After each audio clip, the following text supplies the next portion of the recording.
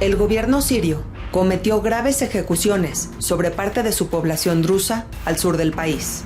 En respuesta, Israel atacó puntos estratégicos en Damasco como una advertencia directa al régimen sirio, exigiendo que retirara sus tropas del sur de Siria y que cese la violencia contra la minoría drusa. Hoy, que hay un cese el fuego entre ambos países, la pregunta es, ¿podrá mantenerse esta tregua a la violencia? Hola Esdra, ¿cómo estás? Qué gusto me da saludarte. Muchas gracias, Nadia, y gracias a Enlace Judío por esta entrevista. Esdra, estamos con noticias tremendas en el Medio Oriente. Ahora tuvimos, situación bélica entre Siria y el Estado de Israel. Así que partamos desde lo básico, por favor, para irlo entendiendo todo poco a poco. ¿Quiénes son los drusos y por qué el Estado de Israel los defiende? Mira, hay que entender claramente que, primero, los drusos son una especie de grupo, llamémoslo así, de pueblo, cuyos orígenes son básicamente vinculados al Islam, pero digamos que no de una manera totalmente ortodoxa, o sea, ni son sunitas, ni son una derivación del chiismo. Y como grupo, con ciertos rituales muy propios, terminaron concentrándose en distintas zonas del Medio Oriente, fundamentalmente el caso de Israel, el caso del Líbano y el caso de Siria, fundamentalmente. Ahora, ¿cuál es la característica primordial de los drusos? Es que existe una lealtad enorme de este grupo hacia el país en donde viven. O sea, no hay un reclamo como los kurdos, por ejemplo, por un Estado propio, que eso lo hemos visto claramente en los conflictos entre Turquía, los kurdos, Irak, etc. Aquí, digamos que lo que ha existido siempre es una lealtad hacia el país donde viven y al mismo tiempo, obviamente, una cercanía y una enorme ligazón hacia sus propias familias que viven en distintos lugares. En ese sentido, los drusos fueron durante mucho tiempo, en el caso de Siria, una vez que Israel tomó las alturas del Golán en el 67, los drusos se dividieron. Unos se quedaron del lado israelí, van al ejército de Israel, son total y absolutamente leales al propio Estado, y del otro lado hay familias o parte de las familias que se quedaron en Siria, que fueron leales al gobierno de Assad, no porque se identificaran directamente con ellos, aunque digamos que el hecho de que Assad fuera un alawita, que es otra parte del chiismo, de los chiitas, eso lo hizo muy fácil. En el momento en que Assad cae y sube Yolani, o al-Shara, como lo quieran llamar, resulta que los sunitas se apoderan, que son la mayoría, son los que se apoderan, digamos, de lo que sería el control del país. Junto con ellos, quienes fueron sus aliados durante mucho tiempo, fueron beduinos, que eso sí adoptan, digamos, su propia forma de ser, más en función de la pertenencia beduina que al país en donde están. En ese sentido, los beduinos ven a los drusos como traidores, como herejes también, y por lo tanto figuras que tienden a buscar la venganza frente a lo que sucedía. ¿Qué pasó allí? Pues que simplemente beduinos llegaron a atacar a lo que sería la zona o los lugares, las ciudades centrales de los kurdos, y a masacrarlos, de los drusos, perdón, y a masacrarlos. En ese sentido, aparece este fenómeno donde Israel, que no tendría, dicen, ¿por qué me voy a meter a eso? Resulta que hay familias drusas de los dos lados, del lado israelí, con soldados que han peleado por el Estado de Israel, que le dicen con permiso, pasan la frontera, los dejan pasar y entran a defender, a intentar defender a la población drusa que está siendo masacrada por fundamentalmente los beduinos, pero también por las propias tropas de Golani. Esta complejidad hace que el Estado de Israel se vea obligado a no mantener una posición neutral. O sea, los drusos israelíes dieron su vida por el propio Estado de Israel.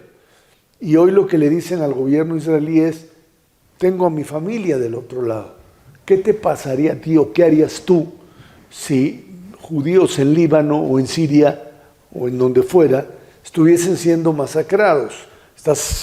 Entrarías o tratarías de evitar que la masacre continuara. Es lo mismo que te pedimos a ti. Es cierto que esto le complica enormemente al gobierno israelí su posición en el mundo, porque los frentes abiertos son muchos. Está Gaza, estuvo en su momento Líbano, está Siria, por supuesto los ataques a Irán, los hutíes en el Yemen, y esto sí convierte a Israel en, digamos, una especie de Estado que denominan algunos belicistas, pero que habría que establecer muy, muy claro cuáles son las condiciones en las que actúa cada uno en cada uno de los frentes. El frente druso es algo que difícilmente se puede condenar bajo el principio de que se trata de una guerra entre, digamos, musulmanes, y que cuando eso sucede, el mundo dice: no hay problema, se pueden masacrar y no existe ninguna condena, ningún ataque, ningún intento de salvación. Cuando el elemento occidental, léase Israel, los judíos, entran en acción, entonces sí viene la protesta, porque hasta ahora, con 1.300 o 1.500 drusos muertos, no hay nadie en el mundo occidental protestando por esta masacre. Así es, pues nos queda claro entonces por qué Israel defiende a los drusos. Pasemos ahora a la segunda parte, que es cómo es que Israel logró activar bombas en el centro de Damasco, en el corazón, y cómo podemos describir la reacción del presidente de Siria. Es que el problema con el presidente sirio es que parece que no es fácil leerlo como tal, o sea, no es fácil entender que un fundamentalista islámico yihadista sunita de repente le pones traje y corbata y termina convirtiéndose en un demócrata. Tanto los grupos chiitas, los mismos drusos, no le compran esta idea. Los mismos israelíes que negocian con ellos, ¿sí?, que establecen un mecanismo para intentar por lo menos mantener, si no un acuerdo de paz, sí un cese de fuego, una no guerra, que implicaría únicamente que Israel, que como consecuencia del 7 de octubre y de los ataques de Hezbollah, chiitas que operaban en Siria, Israel intervino, se bajó del lado sirio del Golán y ocupó algunas de las partes que no están, por supuesto, autorizadas de acuerdo al acuerdo de paz, o al acuerdo de cese del fuego, de armisticio más bien, que se estableció en 1974, después de la guerra de Yom Kippur. Digamos que Israel podría regresar sin ningún problema de seguridad a esas zonas, a las zonas del 74, sin, por supuesto, empezar a discutir el tema del Golán. El Golán, acuérdense que fue finalmente anexado por Israel, y que esta idea de entregarlo crea como parte de un acuerdo de paz, hay un problema de seguridad real, que es otra vez quedarte en la parte baja del Golán y que de arriba tengan la visión directa. Es cierto que las tecnologías y etcétera ya no lo hacen tan importante como era antes, pero por lo pronto eso no está a discusión. Lo que está a discusión es la salida de Israel de la parte siria tomada después del 7 de octubre, después de la caída de Assad, o en el momento casi de la caída de Assad, y confiar en Golani como alguien que esté dispuesto no solo a reconocer a Israel o a mantener un statu quo de no guerra, sino que finalmente no termine aliado con grupos ligados otra vez a Al-Qaeda, al Estado Islámico, a Daesh, a ISIS, etcétera, etcétera. Y esa es la ambivalencia. Giuliani ha logrado, pues incluso, convencer no solo a dirigentes europeos, sino al mismo Trump de que se trata de una personalidad confiable. Y eso es lo que está ahora, digamos, como moneda en el aire. El ver de nuevo, Esdra, explosiones, pero ahora en Damasco, hace pensar a muchos que, bueno, Israel sin duda es un país muy belicista, porque por el 7 de octubre realmente terminó con la Franja de Gaza. Entiendo que pues luchando contra la organización terrorista Hamás, por el tema de las bases nucleares, bombardeó bases militares y nucleares en Irán, y ahora tener las explosiones en Damasco.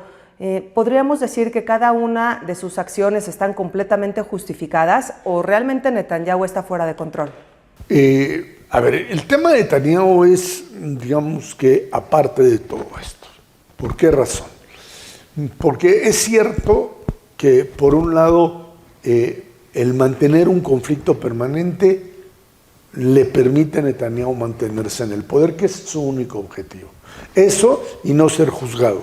La semana pasada tenía que haber estado otra vez en el juzgado a declarar y resulta que se intoxicó con comida. Nadie se la traga esa, nadie la cree, pero bueno, consiguió ahora sí que el certificado médico de que estaba intoxicado y no podía, y con eso pues el juicio se posterga hasta después del periodo de receso de la corte y nos vamos hasta septiembre, octubre, después de las fiestas judías. Sí hay en todas estas acciones hay un ingrediente sin duda de seguridad, sin duda de solidaridad, en este caso de los kurdos, pero también este proceso de justificación de la violencia como elemento para mantenerse en el poder. Hay que recordar que la última crisis dentro del gobierno de Netanyahu está producida fundamentalmente por el abandono de los sectores ultraortodoxos, Shas y Yahadut HaTorah, los sectores sefaradí y ashkenazim de la ultraortodoxia, que simple y sencillamente dicen, nosotros no tenemos por qué ir al ejército. Y en función de eso, Netanyahu trata de estar de los dos bandos, del lado que exige dentro de su propio gobierno que los ultraortodoxos vayan en alguna forma y en alguna cantidad al ejército, y por supuesto los otros que dicen nosotros estamos única y exclusivamente para estudiar Torah, para estudiar la Biblia. Esto hace que hoy Netanyahu tenga un gobierno de minoría.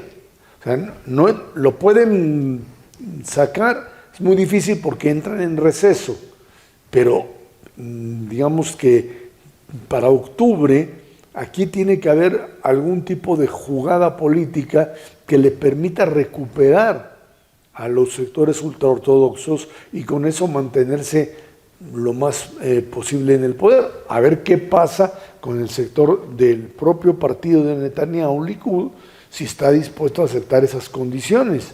Por lo pronto, aquellos que se oponían totalmente a una concesión así a los ultraortodoxos de que no fueran al ejército, pues los está echando afuera. El caso de Yuli Edelstein, que era uno de los miembros del Likud que más propugnaba por algún tipo de sanciones a los ultraortodoxos que no quisieran ir al ejército y que pues ahora lo están echando prácticamente de la Knesset o del control de su comisión que tiene como objetivo armar esta propuesta para que de alguna manera los ultraortodoxos vayan al ejército. Y Netanyahu es un maestro de lo que sería el arte de permanecer en el poder.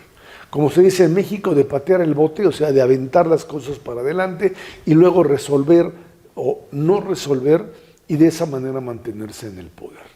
Y creo que esa es el dilema o la crisis política que hoy tienen, cuando además el elemento fundamental que es la protesta ciudadana por la liberación de los rehenes cada día adquiere tonalidades más fuertes, porque cada día es menos la posibilidad de que esas 20 personas sigan vivas. Por supuesto, los familiares están desesperados, el gobierno de Netanyahu se tambalea quizá más que nunca, y aquí la única pregunta que me queda es ¿qué pasa con Trump? Es decir, el ataque de Israel sobre Damasco. Trump, ¿podemos decir que lo autorizó? No.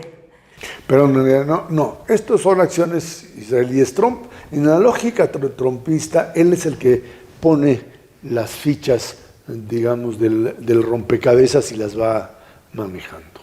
En ese sentido, Netanyahu le genera, en el caso de Siria, un problema, porque ese era un espacio que Trump, el espacio sirio, en donde parecería que tenía ya el control y que de alguna manera, pues teniendo a Siria en esa condición, al Líbano ya con un gobierno que puede controlar la mayor parte de su territorio, este asunto de los acuerdos de Abraham, que son básicamente una especie de compromiso político para incluir a Israel entre las naciones del Medio Oriente, donde Siria, si bien no lo reconocería, no lo atacaría, Líbano sucedería algo igual, Arabia Saudita podría reconocer, claro, viene el tema palestino, que eso tendría que encontrarle una salida, pero en eso caminaría, digamos, el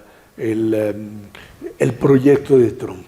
Y Netanyahu, con esta situación, digamos, de confrontación en Gaza, de errores por parte del mismo ejército que está verdaderamente desgastado por una guerra de guerrillas en donde un día mueren 2 soldados, otro 3, etcétera, o incluso tanques que por falta de mantenimiento terminan explotando y matando a los propios soldados israelíes. Esto te genera un desgaste brutal, enorme, y creo que en ese sentido la comunidad de intereses que hay entre Trump y Netanyahu, y que parecería algo indisoluble, empieza hoy a separarse tangiblemente, porque el objetivo de Netanyahu es mantenerse en el poder y no ser juzgado, y el objetivo de Trump es, no le importa todos esos argumentos, es mantener un Medio Oriente vinculado a los Estados Unidos y, por supuesto, donde el mundo árabe le reconozca a él, el mundo árabe y musulmán en general, le reconozca el propio liderazgo. Es una situación compleja, pero sí, finalmente, Netanyahu, digamos que no ayuda en ese sentido.